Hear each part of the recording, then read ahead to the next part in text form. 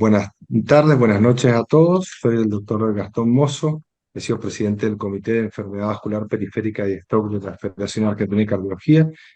Tenemos el agrado de dar inicio a este webinar de fin de año desde la trombosis venosa al tromboembolismo pulmonar y a la hipertensión pulmonar. Vamos a tener la participación de grandes disertantes como el doctor Adrián Dovidio, el doctor Luis Lema y la doctora Natalia Cristaldo. Vamos a dar paso a la primera disertación que va a ser desde la TBP al TEP por el doctor Adrián Dovidio. Adrián ha sido presidente de FAC, presidente del comité, actualmente es director del Hospital Rawson, reciente nombramiento, y es jefe del servicio de cardiología del Hospital Rawson. Adrián. Bueno, muchas gracias por la invitación, un placer. Y bueno, voy a hacerles una síntesis conceptual de cómo diagnosticamos esto de la trombosis venosa profunda, la embolia de pulmón. Cuando uno habla de tromboembolismo venoso, tiene que hacer siempre una reseña histórica.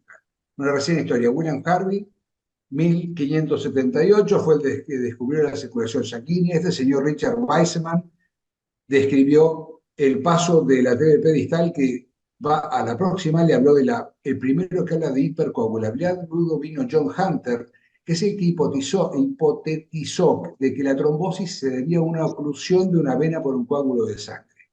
Y fue el primero que describió el tromboembolismo de pulmón. Ya pongo el cronómetro para que no me maten. Muy bien.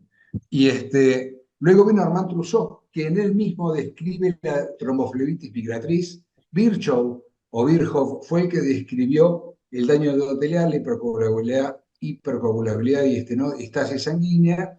Y John Homans es el que habló por primera vez la relación que había entre reposo prolongado y la trombosis venosa profunda. Además era aviador y describió Homans, el mismo del signo de Homans, el síndrome de la clase turista.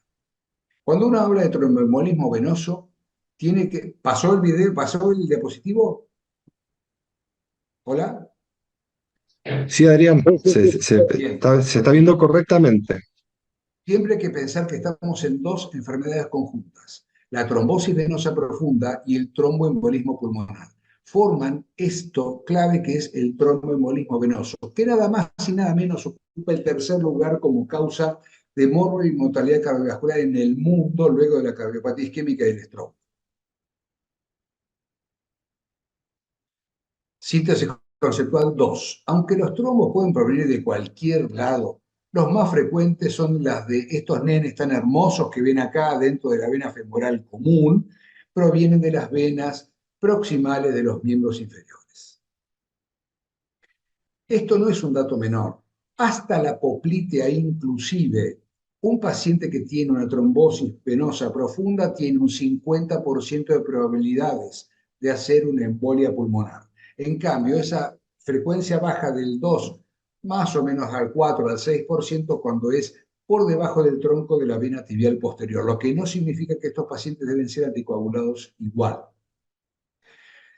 De esto van a hablar mis colegas adelante, esto porque forma parte de la charla. Recuerden, el TEP, 10% del TEP muere dentro de la primera hora, 15% de los siguientes minutos, porque es así, 3 meses, luego el 26% muere, y lo que hay que hacer es buscar estos signos que enseguida charlarán ustedes rápidamente. La síntesis 5, factores predisponentes, sencillo, los fuertes, fácil, cirugía, hospitalización, reposo, tromboembolismo venoso previo, el SAF, el cáncer activo. Luego los de riesgo moderado, hay que tenerlos en cuenta y todos son importantes porque ustedes con eso van a poder llegar a hacer el score de Wells, tanto como para TBP como para TEP. Y recuerdan, cáncer, parálisis, reposo, tensión localizada de todo el miembro, etcétera, etcétera, etcétera. La clínica es la clave. En la síntesis conceptual 7 dice, cuando ustedes ven un edema unilateral, funciona también en los miembros superiores, en un paciente que tiene algún factor de riesgo, lo primero que hay que pensar es que tiene una trombosis venosa profunda, como este paciente real, estudiado en el hospital, que tiene una TBP proximal de la vena femoral común. El ecodoppler venoso tiene una sensibilidad mayor al 90%, una especificidad de 95% para TB proximal y se recomienda, las guías dicen que se recomienda hacer el diagnóstico de TEP y de presunta historia de embolia de pulmón si un ecodoppler venoso muestra TBP proximal en un paciente que tenga clínica. Hace un tiempo diseñé los STEPS, que ya los tenemos publicados, los pasos que tiene que hacer cualquiera que quiera hacer un estudio Doppler venoso para pensar en tromboembolismo venoso y cometer pocos errores. Y esto es tener en cuenta la clínica del paciente, identificar al coágulo, que aquí están viendo, este es uno de la vena safena interna y esto es uno de la vena femoral común. Lo tercero es la ubicación, donde se localiza, habíamos dicho, los proximales son más peligrosos que los distales. La evolutividad, eso lo charlaremos enseguida, no es lo mismo un coágulo crónico que un coágulo agudo. La severidad, obvio, no es lo mismo un coágulo de los espatosos que les voy a contar que un coagulito adherido a la pared y crónico. ¿Existe o no TEP? Siempre estamos hablando de una sola enfermedad, de tromboembolismo venoso. Entonces siempre tenemos que pensar la posibilidad de que esté presente la embolia de pulmón. Y además, si hay secuelas o no.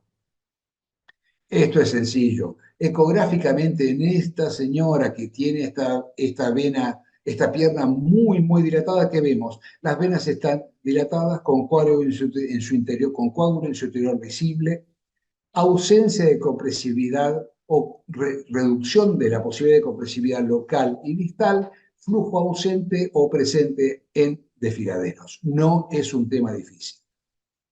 En la síntesis 11 les puse la compresividad local. La ausencia de compresividad local es el signo más específico y el criterio diagnóstico primario más importante que acompaña a la clínica en pacientes con tromboembolismo venoso. El parcial también. ¿Por qué le puse estos tigres? Porque los tigres son todos iguales y aparte son hermosos, pero parecen iguales, no son iguales. ¿Esto para qué sirve? Para poder entender que nosotros tenemos que diferenciar y podemos hacerlo desde el punto de vista ecográfico un coágulo agudo de un coágulo crónico. El coágulo agudo es móvil, es hipo o isoecogénico. Son estos nenes que están adentro, como pueden ver, está separado de la pared y se lo puede reconocer muy bien. En cambio, el crónico, fíjense, es fibrótico, la vena está como, ustedes la ven como si fuera acartonada, si me permiten el término, puede haber imágenes inequiales, la imagen es hiperecogénica, y esto es un coágulo crónico que tiene menos riesgo de embolia de pulmón, y esto es un coágulo agudo que tiene un riesgo muy serio de embolia de pulmón. Siempre que uno encuentra una trombosis venosa profunda, tiene que mirar al paciente y ver si está disneico, si está taquicárdico, y pensar en la posibilidad de TEP. Entonces, siempre que diagnosticamos, como en esta señora que había sincopado, estamos y que tuvo disnea súbita, encontramos una trombosis venosa profunda, hay que ir a buscar el corazón.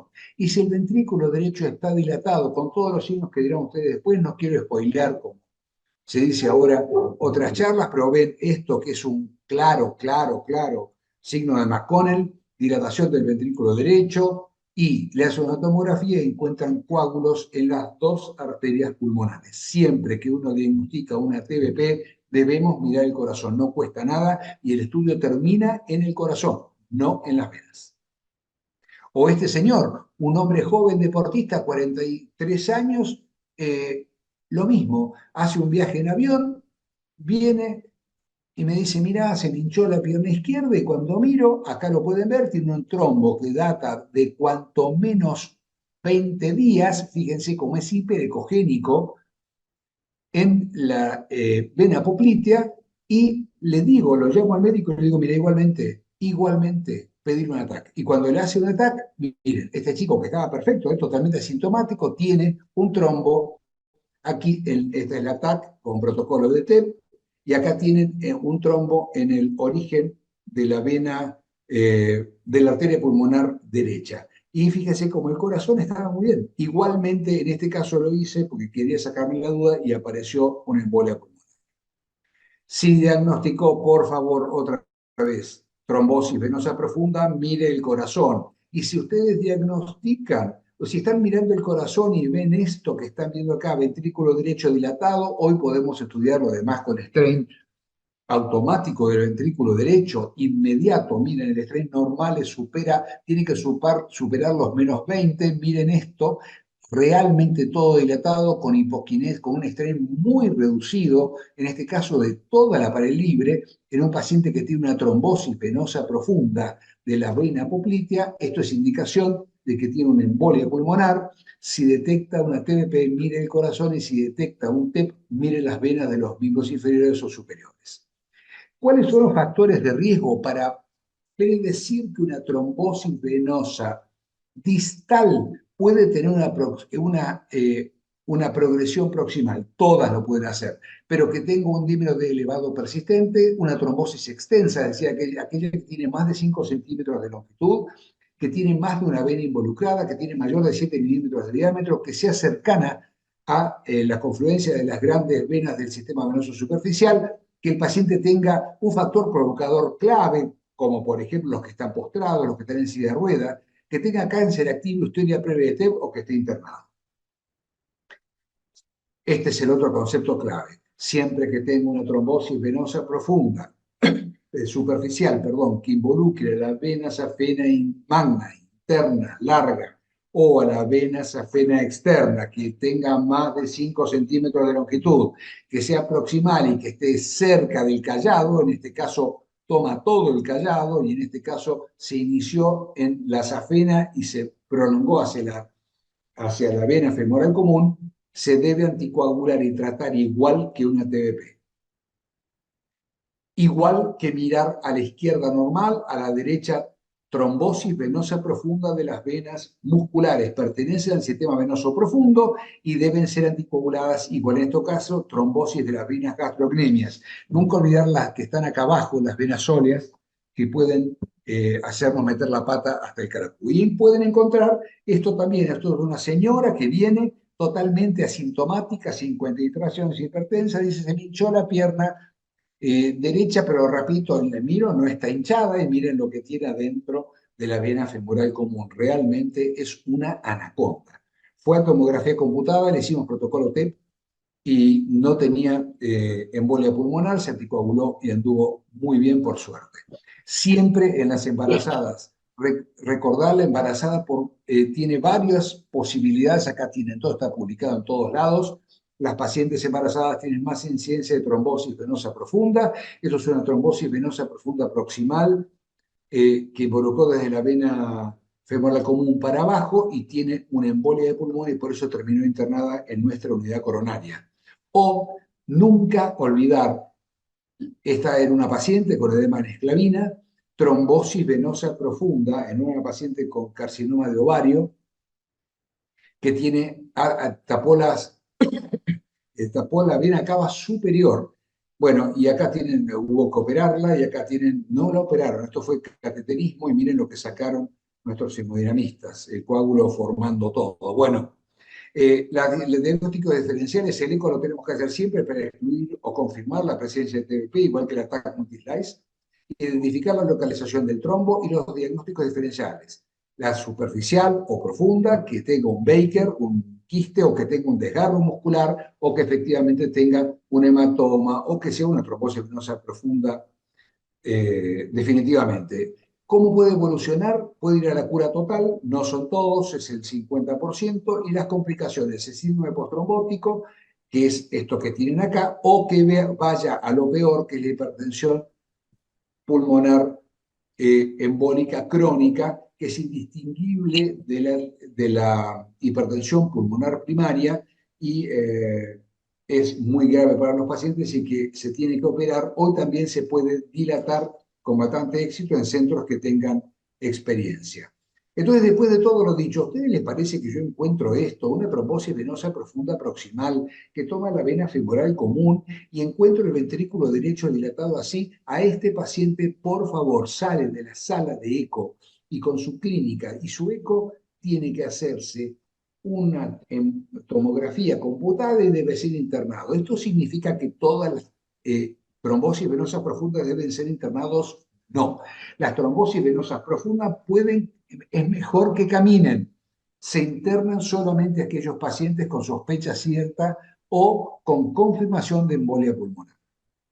Este es el tratamiento básico, el tratamiento inicial. Hoy saben que se prefieren los NOAC a la heparina no fraccionada seguida de aceno pulmonar o warfarina, y acá tienen todas las posibilidades, ya sea con los xabanes o con los gatranes. Se hace un tratamiento inicial de 5 a 21 días, tratamiento primario de 3 a 6 meses, y luego de 3 a 6 meses se hace el tratamiento. Por ejemplo, si quieren un ejemplo, la Pixaban, 10 miligramos, 2 veces al día durante 7 días, luego seguimos de 3 a 6 meses, 5 miligramos por 2, en el seguimiento, depende de la condición clínica del paciente, 2,5 o 5 miligramos por 2 de 3 a 6 meses o más allá. Yo creo que no hace falta leer todo esto que les he puesto acá. Esto ha sido solamente una síntesis conceptual que he dado exactamente en 14.30 minutos. Gracias. Bueno, excelente, Adrián, muy claro ¿Están vivos todo. todavía? Eh, ¿Funciona bien? Muy bien, muy bien. Me Muy, alegro, muy me buena alegro. charla y muy buenos mensajes para llevar a la casa, realmente.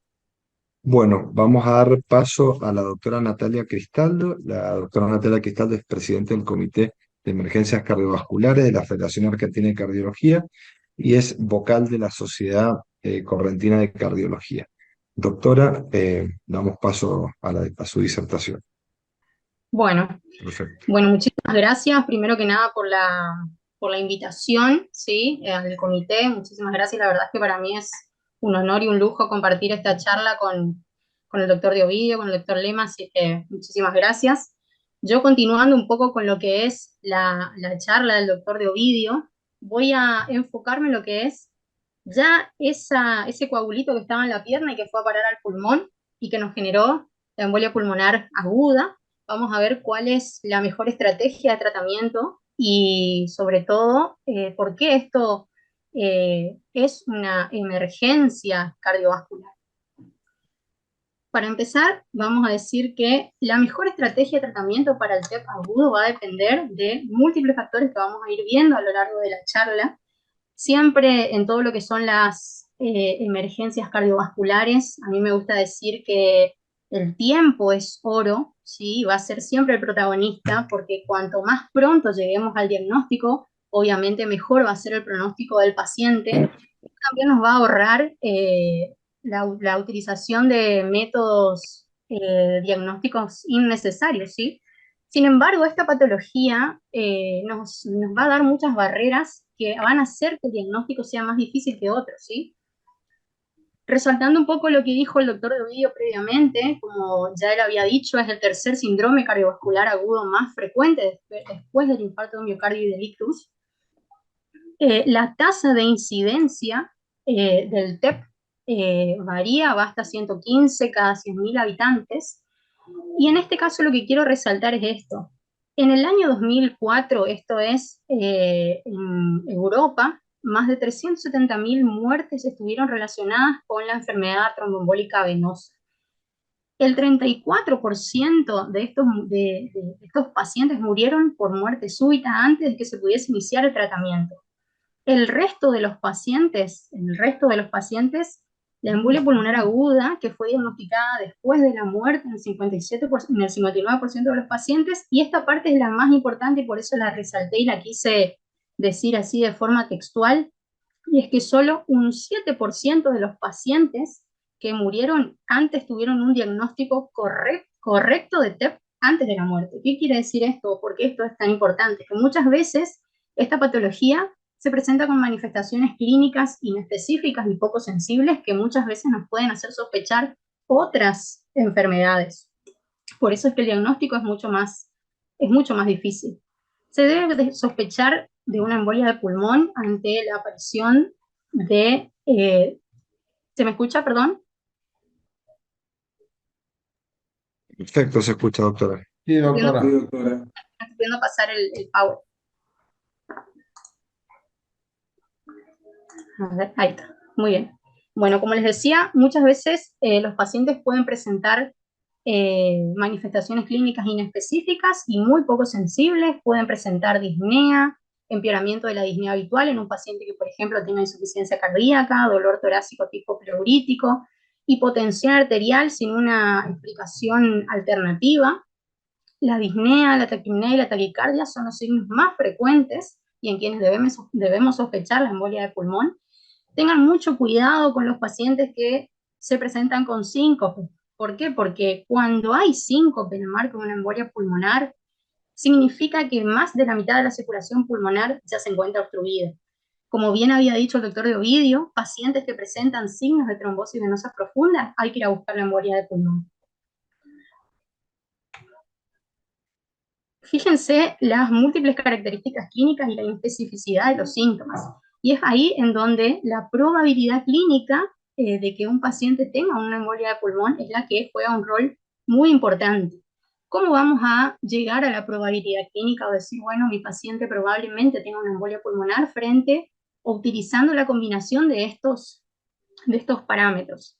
Los síntomas que el paciente refiere, los factores predisponentes, que son similares a los que nombró el doctor de Ovidio, ¿sí? Factores predisponentes como pacientes postrados, pacientes con cáncer, pacientes con reposo prolongado, viajes prolongados, y los hallazgos clínicos, que son los que nos van a ayudar a obtener una probabilidad clínica. Esta etapa es fundamental en los algoritmos diagnósticos de la embolia de pulmón, ya que nos va a permitir minimizar la necesidad de la realización de tomografía computada, nos va a ayudar a reducir de esa forma la exposición del paciente a radiación y reducir también los costos y el tiempo de evaluación. Una vez que hicimos o que tenemos la probabilidad clínica, el paso siguiente es preguntarnos, ¿cuál es la probabilidad que tiene este paciente de tener una embolia de pulmón? Para eso tenemos que utilizar la valoración de la probabilidad clínica pretest. Para responder esta pregunta vamos a optar por dos estrategias. Por un lado, el juicio clínico no deja de ser importante, pero tiene la desventaja que es empírico, depende muchas veces de la subjetividad del médico, depende del lugar en donde estemos atendiendo, porque no siempre contamos con recursos como para poder realizar un diagnóstico. Depende también de muchas veces la experiencia del médico tratante y carece obviamente de una estandarización. Es por eso, que se han desarrollado escalas de predicción clínica explícitas para poder clasificar a los pacientes en distintas categorías de probabilidades clínicas. Existen múltiples escalas, pero las más utilizadas son la escala de Wells. ¿Puedo pasar? Ahí está. La escala de Wells, que como aquí vemos, va a tener en cuenta diversos factores clínicos, de la historia clínica del paciente, de los síntomas, como ya habíamos visto en la triada anterior, y el score de Ginebra, que ambas escalas han tenido sus recientes simplificaciones que van a mejorar la aplicabilidad de las mismas en la práctica clínica, haciendo que sean mucho más sencillas, sobre todo en los servicios de emergencia, en donde el tiempo es oro. ¿A qué nos referimos? Ahora bien, ahora la siguiente pregunta es si este TEP, o ya que hicimos el diagnóstico de TEP, o tenemos una sospecha elevada de que estamos frente a la embolia de pulmón, la siguiente pregunta ¿es un TEP de alto riesgo? Esa es la pregunta que tenemos que hacernos sí o sí después de hacer el diagnóstico. ¿Y a qué nos referimos cuando decimos alto riesgo? Principalmente al estado hemodinámico del paciente, a la inestabilidad hemodinámica. Estos criterios que vemos acá son los que nos van a decir si este paciente es de alto riesgo y tiene que realizarse un tratamiento de forma urgente. Pacientes que llegan con parada cardíaca y que requieren reanimación cardiopulmonar, pacientes que se presentan con un shock obstructivo, es decir, una tensión arterial sistólica menor a 90 milímetros de mercurio que necesita vasopresores, la presencia de hipoperfusión sistémica, es decir, un paciente con estatus mental alterado, piel fría y húmeda, oligúrica. Podemos también determinar variables de laboratorio, o pacientes que se presentan con una hipotensión arterial persistente. ¿Y por qué es importante saber esto? ¿Por qué se produce el shock obstructivo o qué es lo que determina la inestabilidad hemodinámica en un paciente que tiene una embolia pulmonar? Principalmente la insuficiencia del ventrículo derecho. Fíjense que este cuadrito es el que aparece en casi todas las guías de embolia de pulmón, que yo no quiero dejar de utilizarlo porque me parece que es muy útil y que refleja lo que realmente le está ocurriendo al ventrículo derecho. Lo que ocurre es una insuficiencia del ventrículo derecho causada por una sobrecarga aguda de la presión generada por la oclusión arterial pulmonar. Esta es la principal causa de muerte en los pacientes con embolia de pulmón. El aumento brusco de la resistencia vascular pulmonar va a producir una dilatación del ventrículo derecho, hombres, los políticos, alternando de esta forma las propiedades contráctiles del mismo. La contracción prolongada del ventrículo derecho hacia la sístole temprana del ventrículo izquierdo va a generar una sincronía entre ambos ventrículos y de esa forma una inclinación del septum interventricular hacia la izquierda, lo que va a producir una disminución de la precarga del ventrículo izquierdo y de esta forma la disminución del gasto cardíaco con la posterior hipotensión arterial sistémica y inestabilidad hemodinámica. ¿Y por qué me detuve a explicar esto? Porque justamente esta fisiopatología es la que va a determinar los hallazgos que yo voy a tener en la ecografía que puedo realizar a la cabecera del paciente. Como bien había mostrado el doctor de Ovidio, vamos a encontrar un agrandamiento del ventrículo derecho, que lo podemos observar en un parasternal largo, como también en un 4 cámaras, en donde vamos a encontrar los signos típicos de fallo del ventrículo derecho, un ventrículo dilatado con un cociente de DBI mayor a 1, el signo de McConnell que demuestra una presencia de isquemia de la cara libre del ventrículo derecho. Vamos a encontrar acá, como vemos, el aplanamiento del septum interventricular, que muchas veces se dirige en sístole hacia el ventrículo izquierdo y es el que va a determinar la presencia del shock cardiogénico, y muchas veces inclusive podemos ver el trombo en tránsito, podemos ver el trombo atravesando generando una insuficiencia tricúspide severa y atravesando la válvula tricúspide. Por esto es que el eco ha adquirido mucha importancia en el diagnóstico de la embolia de pulmón, ¿sí? Hasta aquí tenemos entonces un paciente que ingresa con una probabilidad elevada de embolia de pulmón y con inestabilidad hemodinámica, en quienes asumimos que es un paciente de alto riesgo. Obviamente, el gold estándar continúa siendo la angiotomografía coronaria para realizarla de forma inmediata, pero la realidad es que no todos los centros tienen disponibilidad para realizar la angiotomografía coronaria, y es ahí en donde el ecocardiograma con estos signos son los que es el que nos va a ayudar a definir si inicio o no un tratamiento trombolítico para este paciente que es grave, en el cual los minutos son muy importantes. Entonces, si hacemos el diagnóstico ya sea mediante angiotomografía coronaria y mediante un ecocardiograma en donde vemos sobrecarga del ventrículo derecho, lo que sigue como paso siguiente es el inicio del tratamiento específico para la embolia de pulmón. Tanto el inicio de tratamiento trombolítico como la reanimación inicial son igual de importantes. Es un paciente al que tenemos que reanimar, tenemos que colocar oxigenoterapia y ventilación, realizar expansión con cristaloides y ser muy cuidadosos con esto, porque si hacemos una expansión con una carga de líquidos elevada, podemos llevar a una disfunción del ventrículo derecho mayor por una sobrecarga de volumen. Siempre tener en cuenta el inicio de inotrópicos y de vasopresores, y en los centros que obviamente tengan disponible la utilización de ECMO venoarterial. Paso siguiente, tratamiento de reperfusión de manera urgente para estos pacientes. ¿A quiénes o en quiénes va a estar indicado? En pacientes con un TEP de alto riesgo, ¿sí? Va a estar indicado principalmente la trombólisis sistémica, aunque también se puede realizar una reperfusión mecánica dirigida por catéter, siempre y cuando contemos con la disponibilidad de un laboratorio de hemodinamia que tenga experiencia en este método, y la embolectomía quirúrgica, que también está recomendada, con una recomendación de tipo 1C en las guías, pero que obviamente también depende de la disponibilidad del centro. En cuanto a lo que es la trombólisis sistémica, el tratamiento trombolítico sistémico, como había dicho, está recomendado en los pacientes con un TEP de alto riesgo, observándose un beneficio cuando el tratamiento se inicia en las primeras 48 horas desde la aparición de los síntomas, aunque también puede ser útil en pacientes que han tenido síntomas durante 6 a 14 días.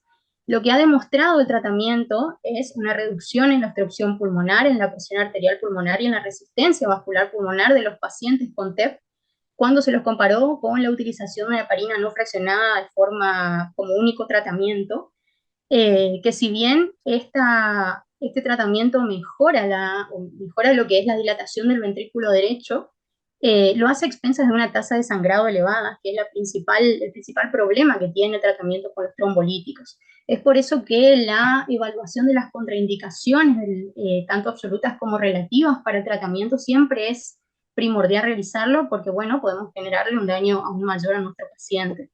En nuestro medio, el tratamiento trombolítico que utilizamos es la streptokinasa. Siempre tener en cuenta que esta no debe administrarse junto con la heparina no fraccionada, es decir, si estamos infundiendo heparina no fraccionada, debemos suspender la infusión de la misma e iniciar la streptokinasa en un régimen acelerado o en un régimen que se hace durante 12 a 24 horas. En cuanto a lo que es el RTPA, también, digamos, es lo que se utiliza, pero bueno, en este caso puede ser utilizado con tratamiento anticoagulante en simultáneo. Por otro lado, lo que es la trombólisis mecánica, en este caso, la trombólisis mecánica realizada por catéteres, esto es una imagen gráfica nada más, deriva el conocimiento que tenemos de este tipo de estrategias, deriva principalmente de registros y de publicación de casos. Es por eso que todavía continúa teniendo un nivel de indicación 2A, la indicación 2A a nivel de evidencia C, perdón, y se trata de la reperfusión mecánica a través de la introducción de catéteres en las arterias pulmonares, realizando la fragmentación tanto mecánica o por ultrasonido con administración local de trombolíticos y la posterior aspiración de trombos. La utilización o la indicación de este método obviamente es según la disponibilidad del centro y va a estar también indicada en aquellos pacientes en los cuales el tratamiento trombolítico está contraindicado, ¿sí?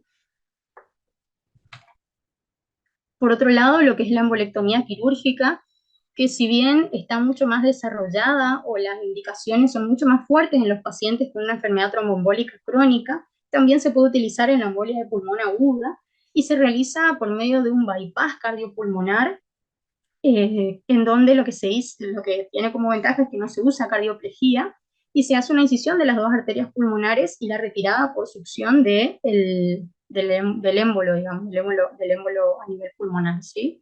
Hay un estudio muy grande que se hizo entre los años 1999 y el 2013 en pacientes con diagnóstico de TEP grave en Estados Unidos, en Nueva York, en donde se compararon las tasas de supervivencia y recurrencias entre los pacientes tratados con tratamiento trombolítico o con embolectomía quirúrgica como primera línea de tratamiento. Y en términos generales no hubo diferencias entre los dos tipos de tratamientos de reperfusión en cuanto a la mortalidad a los 30 días, pero sí obviamente el tratamiento trombolítico se asoció con un mayor riesgo de ictus y reintervención por embolia de pulmón a los 30 días. Ahora bien, nuestro paciente no es de alto riesgo, es un paciente que entró compensado desde el punto de vista hemodinámico, no está hipotenso, no está chocado. ¿Qué hacemos con ese paciente? Tenemos que volver a nuestro diagnóstico, ¿sí? A nuestras estrategias diagnósticas. Evaluamos nuevamente la probabilidad que nuestro paciente tenga un OTEP, vemos si tenemos una probabilidad alta o una probabilidad baja, obviamente, de nuevo, reviendo todas las características clínicas del paciente. En este caso, si es un paciente en quien la probabilidad clínica es alta y el TEP es altamente probable, tenemos que hacer la angiotomografía coronaria, sin dudas. Ahora, el dímero D se va a utilizar en aquellos pacientes en los que la probabilidad clínica es baja como una estrategia de, al tener un valor predictivo negativo muy alto, vamos a hacer un diagnóstico de descarte con el dímero D. Si llega a ser positivo, obviamente la angiotomografía es lo mandatorio. Muy bien, esto a nosotros nos va a decir si nuestro paciente puede empeorar o no, es decir, que tenga una probabilidad clínica baja o una probabilidad clínica intermedia, nos da información acerca de qué es lo que va a ocurrir con nuestro paciente o si nuestro paciente puede evolucionar al shock cardiogénico o cuál es la mortalidad que va a tener nuestro paciente o si tengo que realizar algún examen complementario.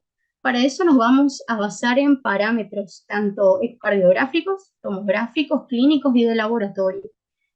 En los pacientes que se presentan sin inestabilidad hemodinámica, la valoración de los biomarcadores resulta de vital importancia porque nos va a ayudar a clasificar y ver y decir, ojo con nuestro paciente. Este paciente puede complicarse. Si bien es un paciente que no tiene inestabilidad hemodinámica, puede empeorar.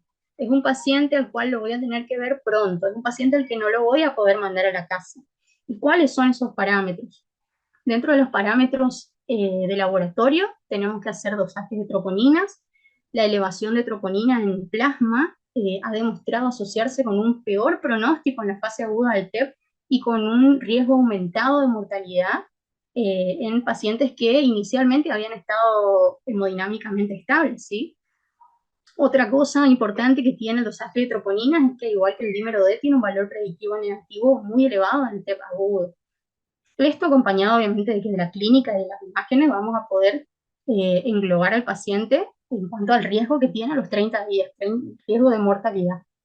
Por otro lado, marcadores de disfunción del ventrículo derecho, el NT-proBNP, perdón, y el BNP, también van a ser utilizados como variables de riesgo, y otros marcadores pronósticos como el lactato, la tasa de filtrado glomerular disminuida, la vasopresina, nos van a decir, ojo con este paciente, es un paciente que hay que internar, es un paciente que hay que seguir.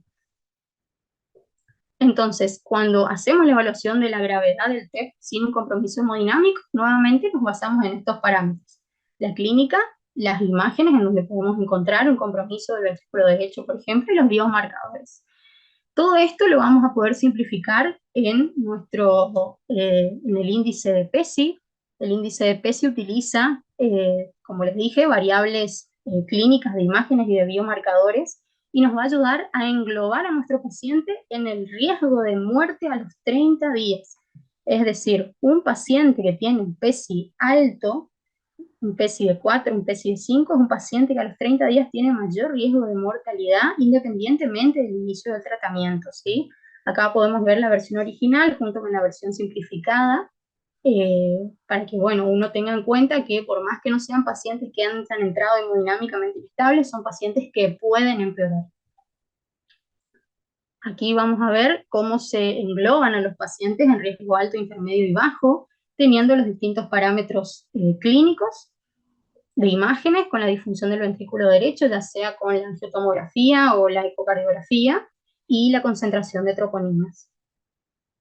En cuanto a lo que es el tratamiento anticoagulante, a todos los pacientes con probabilidad clínica intermedia o alta de TEP se debe iniciar tratamiento anticoagulante, perdón.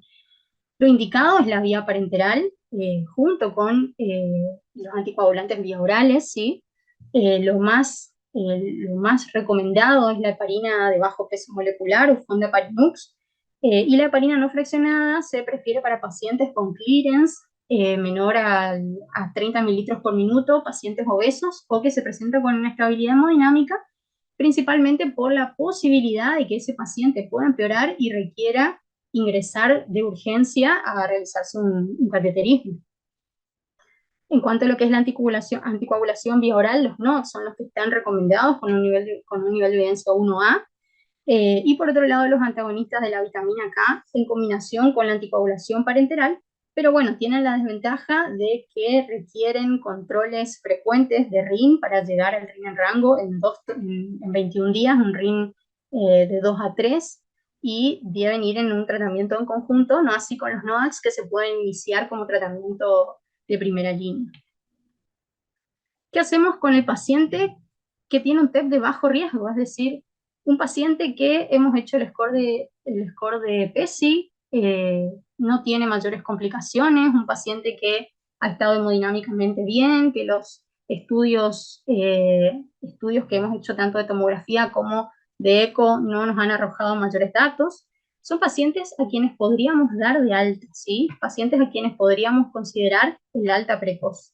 Pero, ¿cuáles son las 3 variables que tenemos que tener en cuenta para considerar dar de alta a un paciente de forma precoz? Primero que nada, que sea un paciente que tenga un bajo riesgo de muerte precoz o de complicaciones graves relacionadas con el TEP, y para eso vamos a utilizar los scores previamente nombrados. La ausencia de comorbilidad grave o agravantes, es decir, no es lo mismo un paciente de 42 años, como había mostrado el doctor, a un paciente con un cáncer, a una paciente embarazada, a un paciente postrado.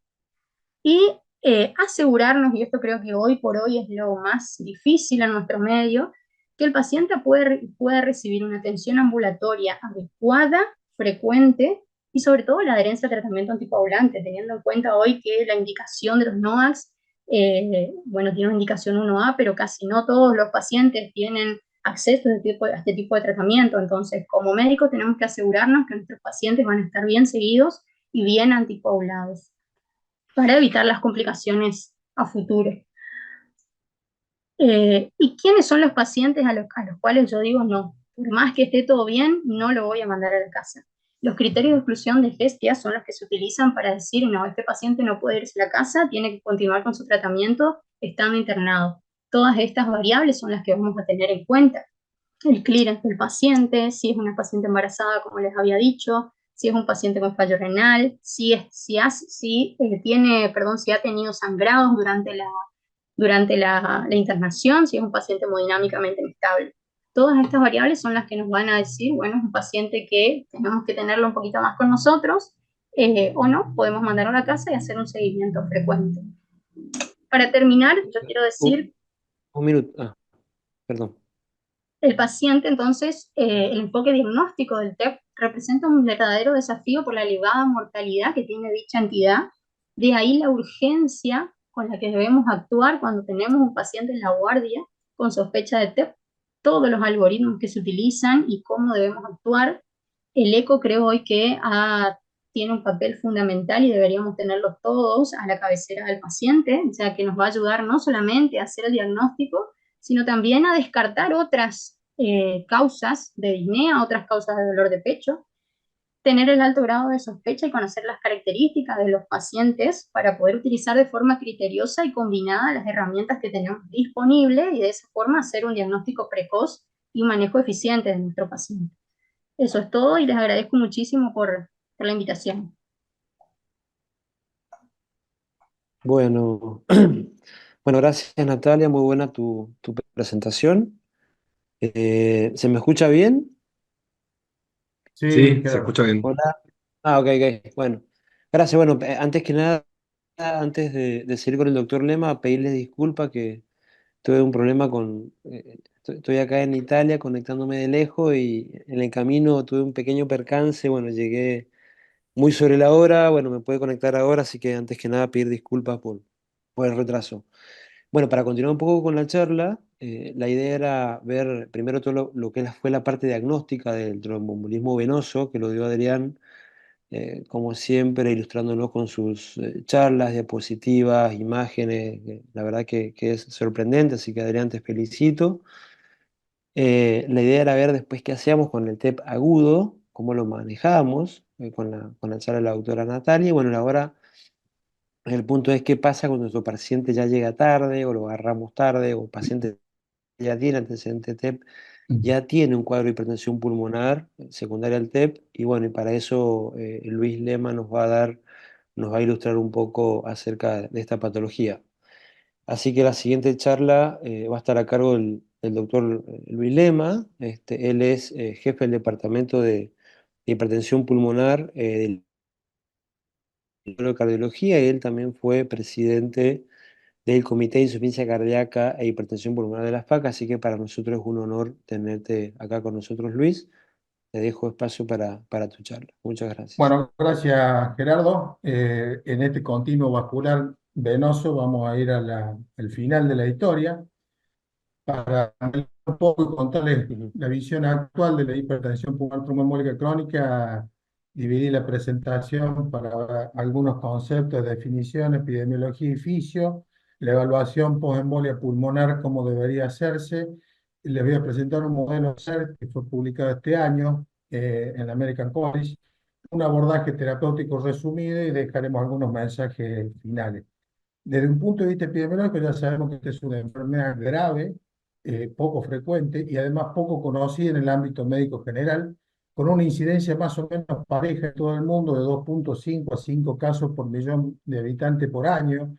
Por lo tanto, nosotros en Argentina deberíamos diagnosticar 120 a 240 pacientes al año. Acá en Córdoba, donde yo trabajo, de 9 a 18 por año. Por lo tanto, uno ya tiene la impresión de estar ante una patología infradiagnosticada, por lo tanto, muchas veces va a estar inadecuadamente tratada. ¿Y eso por qué le digo? Porque uno de los tratamientos, entre comillas, curativos que puede tener en general los pacientes con hipertensión pulmonar es justamente esta patología cuando es diagnosticada a tiempo y operada. Y en ese sentido, la cirugía en nuestro país no refleja la incidencia de la misma, por lo cual es un gran desafío diagnóstico. Eh, los trabajos de Pengo y colaboradores, que ya tienen unos cuantos años, nos mostraban que en un seguimiento, partiendo de una embolia pulmonar aguda, a 2 años más o menos de 3,8%, y en el seguimiento posterior a 2 años no se encontraron casos de tromboembólica crónica, y los factores de riesgo asociados en este trabajo eran los pacientes jóvenes, aquellos que partían de un gran defecto de perfusión, porque el trabajo de Pengo partía como método de diagnóstico inicial el centello BQ, y en aquellos que tenían un TEP agudo idiopático.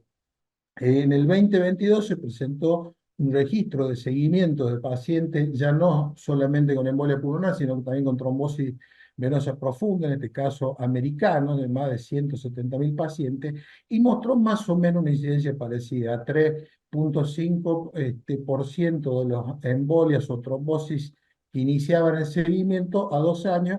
Y acá cambió un poco el perfil de mayor riesgo en los pacientes. Estaban los adultos mayores, aquellos que tenían comorbilidades como insuficiencia cardíaca, poco abuso de alcohol, y obviamente, como era de esperar, aquellos que venían desde una embolia pulmonar en relación a trombosis venosa profunda.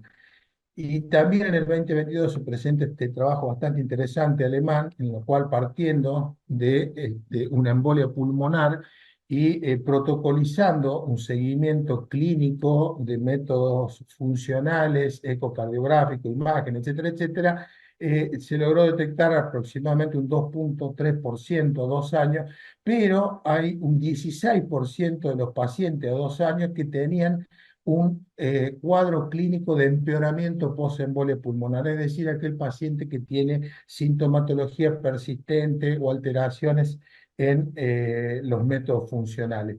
Fisiopatológicamente, embolia pulmonar, las veces que podemos partir, porque por ejemplo en el registro japonés del total de tromboembólica crónica, solamente el 35% de los pacientes tenían un diagnóstico previo de embolia pulmonar, la demás fue por evaluación global de la hipertensión pulmonar. Ya sabemos que después de una embolia pulmonar hay un gran porcentaje de pacientes que tienen una resolución incompleta o persistencia de su carga trombótica, y a raíz de fenómenos inflamatorios, de trombosis in situ, shear estrés de los vasos abiertos, e incluso con predisposiciones genéticas, se va a provocar un progresivo incremento de la resistencia vascular pulmonar, lo cual va a llevar a la sobrecarga del ventrículo derecho, y en general estos pacientes ya tienen o enfermedad tromboembólica crónica o hipertensión pulmonar tromboembólica crónica.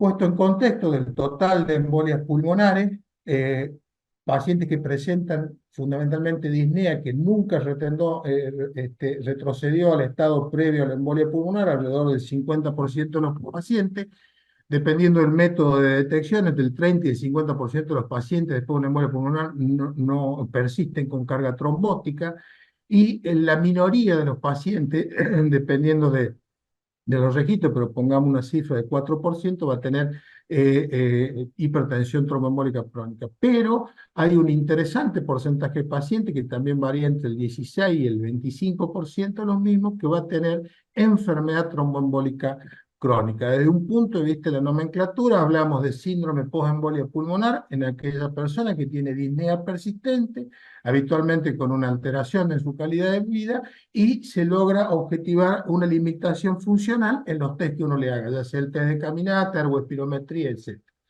Cuando hablamos de enfermedad tromboembólica crónica, cuando además de esos síntomas yo ya voy a ver defectos persistentes en los estudios de ventilación-perfusión o en las angiotac que yo le haga en el seguimiento, pero sin hipertensión pulmonar. Cuando aparece hipertensión pulmonar, es decir, cuando yo tengo los defectos perfusionales, logro objetivar carga trombótica, tengo que medir también que tenga una hipertensión precapilar.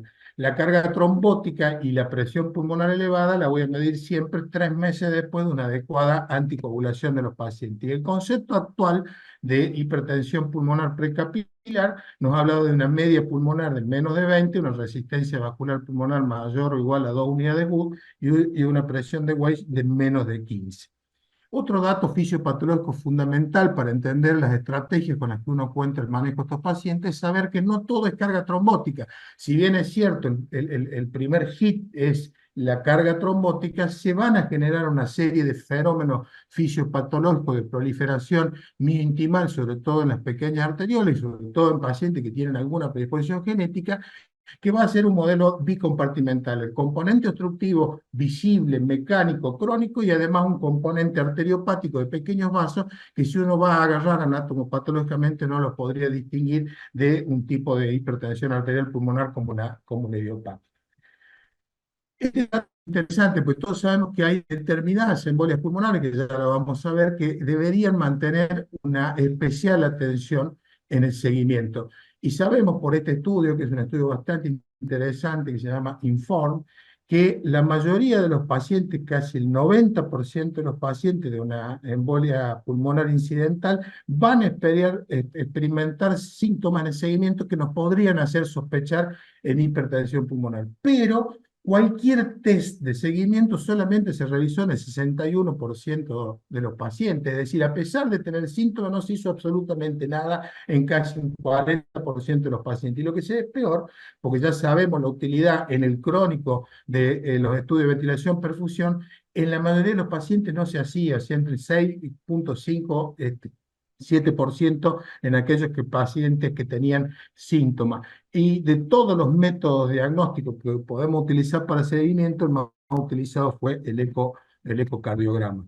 ¿A qué pacientes tenemos que seguirnos? Nos vamos primero a la historia clínica, en la etapa aguda, aquellos que parten con una embolia pulmonar masiva con gran componente hemodinámico, aquellos que tienen una embolia pulmonar idiopática no provocada, aquellos que en el momento del diagnóstico de la embolia pulmonar nos refieren que los síntomas habían empezado 2 o 3 semanas atrás, aquellos que ya parten con una disfunción del ventrículo derecho medida por eco o por tomografía, en la tomografía claramente con una relación ventrículo derecho, ventrículo izquierdo mayor a 1, o aquellos que en etapa aguda en el ecocardiograma les mide una presión sistólica pulmonar de más de 60. Por supuesto, en el seguimiento tengo que abrir las antenas en aquellos pacientes que le aparezca algún síntoma o persista la disnea después de la resolución aguda de la embolia pulmonar. Les voy a prestar mucha atención a los esplenectomizados, que son un grupo particularmente de riesgo, aquellos que tienen SHUNT por hidrocefalia, enfermedades inflamatorias crónicas intestinales, aquellos que con un simple electro yo voy viendo que va cambiando o el eje o apareciendo sobrecarga ventricular derecha, y un trabajo de Cloque con una simple alteración del eje hacia la derecha en los pacientes de seguimiento, hay que tener una alta sospecha de tromboembólica. Y por supuesto los biomarcadores. Y un grupo de especial interés son las trombofilias en general, pero fundamentalmente el síndrome antifosfolípido y la persistencia de elevación del factor 8. Brevemente les muestro el modelo de seguimiento SEARCH, que se basa en cómo voy a screenear a los pacientes. En primer lugar, desde un punto de vista clínico, valorar la calidad de vida con el método que ustedes elijan. Ellos utilizaron el Eurocall, que es una tabla de 0 a 100, cómo se sienten los pacientes, hacerle algún estudio de esfuerzo, de hacer test de caminata o consumo de oxígeno. Fíjense que casi la mitad de los pacientes que uno le hace un consumo de oxígeno después de una embolia pulmonar no llegan al 80% del consumo predicho para la edad y el sexo a un año. Lo que queda de carga trombótica, fíjense que la carga residual, de acuerdo al tiempo que yo lo evalúo, si lo agarro al año, la mitad de los pacientes no ha resuelto adecuadamente su carga trombótica. Voy a utilizar las recomendaciones de la guía en cuanto a la valoración ecocardiográfica para la probabilidad de hipertensión pulmonar. Voy a analizar el escenario tomográfico fundamentalmente para ver si hay hipertrofia y dilatación del ventrículo derecho. Vamos a ver, tratar de buscar las colaterales bronquiales. Cuanto más crónico es el elemento, más visibles son. La presencia de lesiones tipo Webb o la dilatación de la arteria pulmonar son escenarios que nos tienen que hacer pensar en hipertensión pulmonar. Por supuesto, en el CERC utilizaron hemodinamia de reposo y de esfuerzo. Nosotros en general en nuestro país no se hace la de esfuerzo, pero podría ser de alguna utilidad en aquellos en los que yo no tengo una probabilidad alta ecográfica de hipertensión pulmonar. Ahora bien, una vez que ya tengo pensado evaluar a estos pacientes, sí o sí tengo que hacerle un centello de pulmón.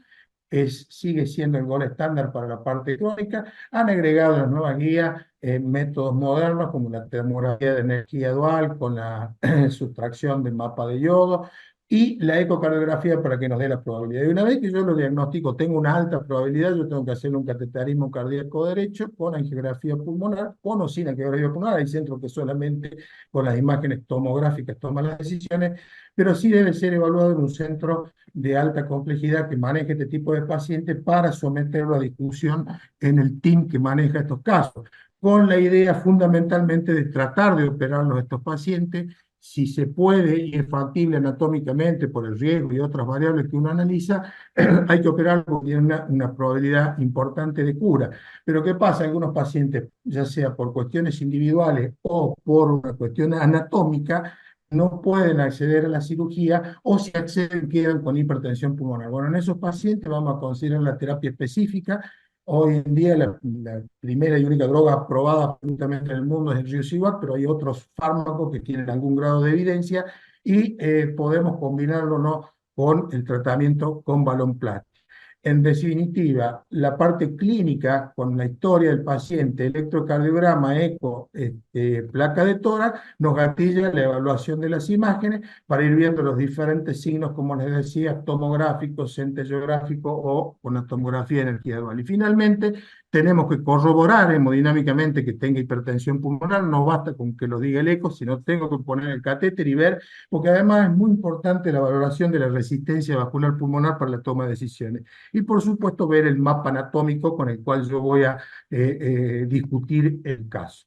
Para el abordaje terapéutico, este esquema me parece interesante. Cuanto más proximal es la carga trombótica objetivable, siempre y cuando tenga una resistencia vascular pulmonar acorde, más importante va a ser la derivación para cirugía, y a medida que nos alejamos del árbol pulmonar, empiezan a tener jerarquía la valoplastia, y cuando hay un componente claramente microvascular, que eso uno se da cuenta, por ejemplo, cuando hay una discordancia entre la carga trombótica y la resistencia, poca carga con mucha resistencia, tengo que pensar que ese individuo tiene una componente microvascular predominante y ahí solamente funcionan los fármacos.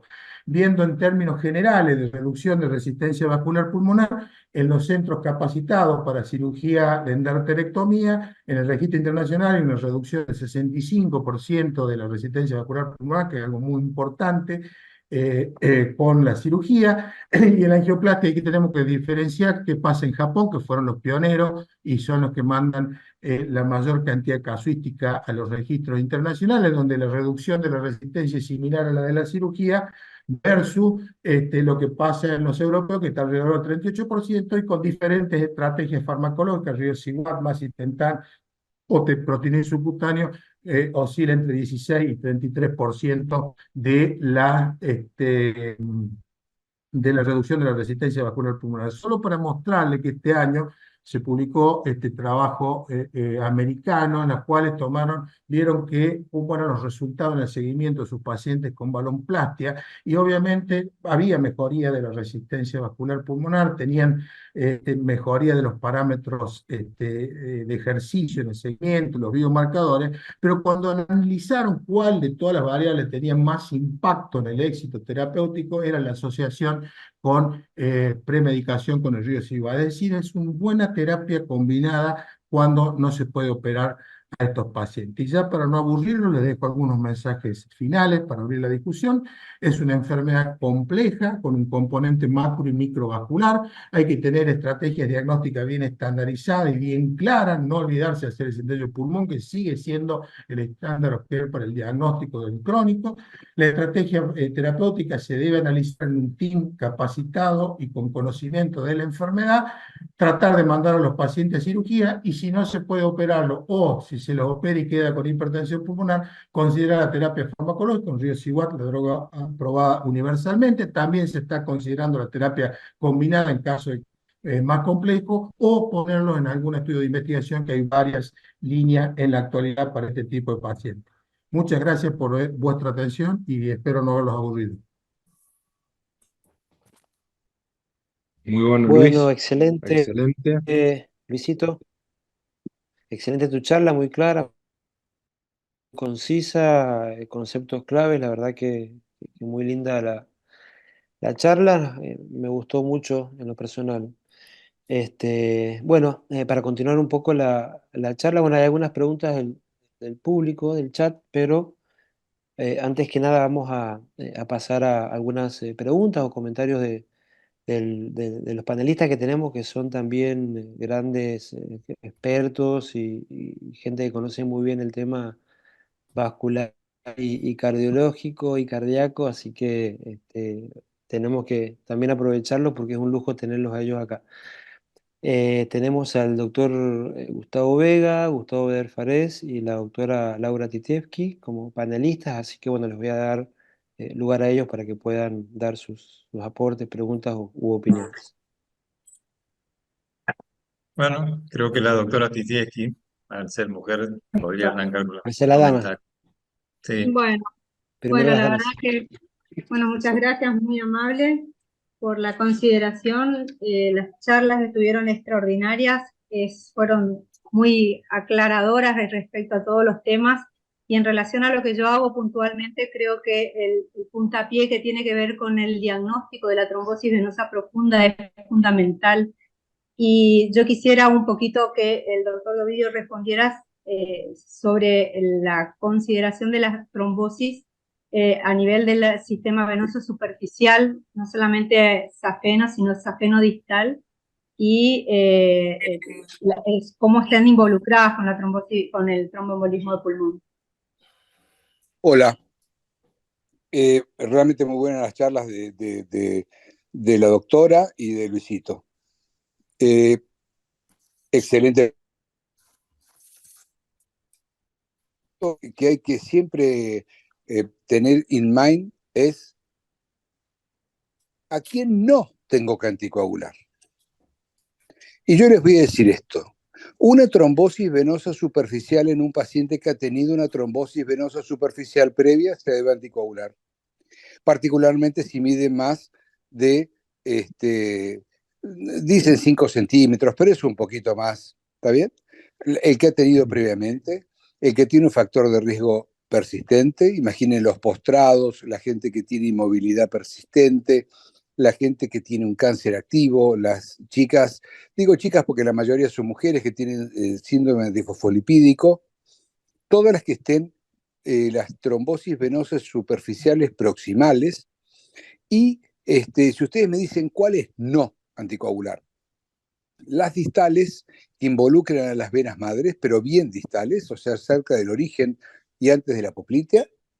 Dos, las trombosis de las redes superficiales terciarias o cuaternarias, siempre y cuando no estén involucradas las venas madre y no estén involucradas las venas perforantes. Porque si está involucrada una vena perforante, de ahí a la TBP hay un paso y siempre que esté alguna de las venas perforantes involucrada, uno tiene que descartar muy concienzudamente la presencia de trombosis venosa profunda concomitante. Nos está engañando una trombosis venosa profunda, cortita, chiquita, que involucra una vena perforante y de ahí se tapa la red terciaria o cuaternaria. Mejor la terciaria, ¿no? No tengo más que decir sobre eso. Perdón, y ante la duda, Adrián, se repite el eco a los 7 días si hay sospecha de que puede evolucionar. Pero totalmente, gracias por el aporte, absolutamente, absolutamente. El eco se repite siempre que haya la mínima duda. Una trombosis venosa superficial que no tenga edema, de pronto desarrolla edema, ese paciente evoluciona hacia una TBP, seguro. Excelente. bueno, yo quería hacer algunos aportes que me da miedo hablar delante, bueno, de estos expositores, pero bueno, Yo lo que puedo aconsejar, primero que la clínica es soberana, pero la clínica no la tenemos que hacer valer como solamente la semiología, sino la clínica es el buen uso de los exámenes complementarios. Cuando hay una pierna mucho más y con un diámetro mayor que la otra, cualquiera puede hacer diagnóstico clínico, pero muchas veces solamente hay síntomas de pesadez o de molestia o dolor o malestar y los pacientes tienen una trombosis, sin embargo, a la vista uno no se da cuenta y el ultrasonido es muy útil. Segundo punto, si hay una trombosis venosa en miembros inferiores, debemos también incorporar en el examen las venas ilíacas y la cava, que muchas veces pasamos de la femoral, pasamos al ventrículo derecho y no olvidamos todo ese territorio que es muy importante también para tomar conducta. Tercero, claramente todo lo que se habló del ventrículo derecho es muy importante, pero muchas veces no aparece un agrandamiento del ventrículo derecho ni de una alteración en la función sistólica, sino una alteración, una deformación, como el strain nos puede dar un atisbo, una orientación cuando uno está en duda, en los pacientes con una disnea y que tiene una trombosis ahí, entonces el strain de ventrículo derecho, que es bastante sencillo de realizar cuando se tiene la técnica, incorporarlo, aunque el ventrículo derecho no esté agrandado y no esté con una depresión importante en la función sistólica. Esos son más o menos los aportes, es decir, utilicemos todo lo que podamos, ¿no? Y cuando vemos una trombosis, tratar de ver de todo el territorio venoso, ilíaco, femoral, cava y claramente el ventrículo derecho. Por el otro lado, comentar lo que dijo Luis Lehmann, excelente, un trabajo de los británicos para hacer diagnóstico de tromboembolismo crónico. Se tardaba 2 años en los británicos en hacer el diagnóstico, 4 médicos de promedio veían el paciente para eso. Así que un paciente con cáncer y disnea son, para mí, forma de verlo, los pacientes con riesgo de trombosis y disnea, tenemos que tener siempre en mente este diagnóstico, si no, no vamos a llegar nunca. Así que bueno, excelente, felicito a los expositores. Bueno, muy bien, Perfecto, Gustavo. felicitaciones también. Me sumo a las felicitaciones de los expositores. Y quería preguntarte, Luis, eh, todo lo que vimos muchas veces es cuando el paciente está limpio, no tiene muchas comorbilidades y a veces es más fácil hacer el diagnóstico, pero muchas veces tenemos pacientes muy complejos, ya sea porque tienen procesos pulmonares previos, lo vemos ya, viendo ya desde el punto de vista de que tiene hipertensión pulmonar, y viene el paciente y tiene, como a veces la esclerodermia, que tiene afectación parenquimatosa, tiene la hipertensión pulmonar y es difícil hacer el diagnóstico de, aparte de tromboembolia. Si a esos pacientes haces una ventilación, perfusión, en realidad la ventilación no, te fijas nada más que en la perfusión, directamente pasas a cateterismo. Y la segunda pregunta, que más o menos está relacionada en este contexto, de que son pacientes a veces con comorbilidades y que vienen, que tienen ya antecedentes de insuficiencia cardíaca izquierda y que se agrava su insuficiencia cardíaca o su disnea, tienen hipertensión pulmonar, aumentaron su hipertensión pulmonar. Eh, ¿Cómo haces vos el curso diagnóstico para tratar? O si directamente tratás de llegar al cateterismo para descartar este agregado de trombosis, digamos, que la causa de la hipertensión sea una trombosis. Mira, eso es el área no escrita en ninguna guía y ningún experto del mundo te lo va a contar. Yo te digo lo que creo que hay que hacer es sentarse con todo el equipo y discutirlo los casos. Como norma general hay que tener en cuenta que los pacientes que tienen enfermedades pulmonares, EPOC, fibrosis pulmonares, en general no hacen grandes hipertensión pulmonar. Es decir, si vos ves una resistencia vascular pulmonar de 10 unidades GU, de 12, empezá a pensar que hay otra causa, ya sea se ha juntado un daño parenquimatoso pulmonar con una tipo 1 arterial o tiene otra o una tromboembólica crónica. Por otro lado, si vos encontrás incidentalmente haciendo un centro de pulmón un daño perfusional del 5 o 10% y le hace y tiene una rama de segundo orden con un trombo y tiene una resistencia pulmonar alta, ese paciente tiene otra cosa. Ni que hablar si tiene un Wedge más de 15, ese paciente tiene insuficiencia cardíaca con fracción de eyección preservada. Siempre va a ser un desafío diagnóstico, y es más, los desafíos actuales en hipertensión pulmonar general es convivir con la comorbilidad. Hoy vas a tener que tomar decisiones en pacientes con clara tromboembólica crónica, pero que tienen enfermedad coronaria o tienen enfermedades pulmonares o tienen las dos cosas y vas a tener que tomar decisiones. Yo creo que un buen análisis de consejo para la toma de decisiones es es comparar la carga trombótica del paciente con la resistencia vascular pulmonar. Si yo tengo mucha resistencia vascular pulmonar con poco trombo, tengo que pensar o que tiene mucha enfermedad microvascular o tiene otro tipo de arterial pulmonar.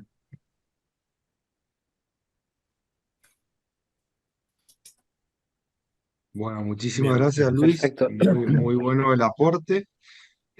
Bueno, quería agradecerle a todos los disertantes, a los panelistas y al público en general por acompañar uno de los últimos webinares del año, que realmente por la fecha es bastante difícil la convocatoria. Y bueno, un gran saludo a todos. A continuación, el doctor García va a mencionar unas palabras de cierre. Gracias. Bueno, nada, dos palabras. Agradecimiento a todos por estar acá. Sé que es una época del año difícil, pero bueno, afortunadamente está muy sobrecargada de actividades científicas y, bueno, hay que aprovechar cada momento. Así que agradecerles a todos y todos los que se participaron. Vi 41 anotados en un momento. Así que gracias a todos.